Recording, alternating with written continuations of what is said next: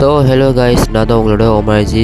இன்னைக்கு நம்ம எதை பார்க்க போதும் பார்த்தீங்கன்னா நம்ம டிரான்ஸ்ஃபார்மர்ஸ்லேயே ஒரு ஹீரோன்னு சொல்லும்போது அது யார் மனுஷ கேரக்டரில் பார்த்தா நம்ம சாம் விட்விக்கி. அவர் தான் நம்மளுக்கு முதல் வரும். அப்படி இருக்கும்போது அவர் எதனால டிரான்ஸ்ஃபார்மர்ஸ் படத்துலேருந்து விலகினாரு, அதுக்கு காரணம் என்னன்னு இந்த வீடியோவில் சொல்கிறேன். அதுக்கு பின்னாடி நம்ம சேனல் நம்ம சப்ஸ்கிரைப் பண்ணிக்கோங்க. லைக் பண்ணுங்கள், வாங்க வீடியோக்குள்ளே போயிடலாம்.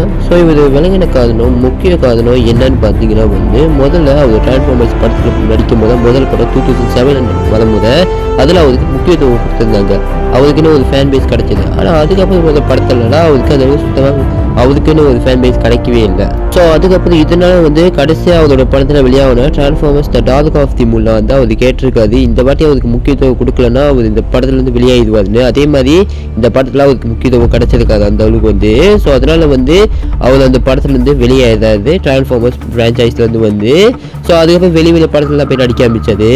இப்போ ஒரு நார்மலான படத்தில் நடிச்சுக்கிட்டு இருக்காது. ஏன் டிரான்ஸ்ஃபார்மர்ஸ்ல இருந்திருக்கலாம், ஏன் வெளியாகணும்னு தெரியல. ஓகே, இந்த வீடியோ பிடிச்சிருந்தா லைக் பண்ணுங்க, சப்ஸ்கிரைப் பண்ணுங்க. பாய்.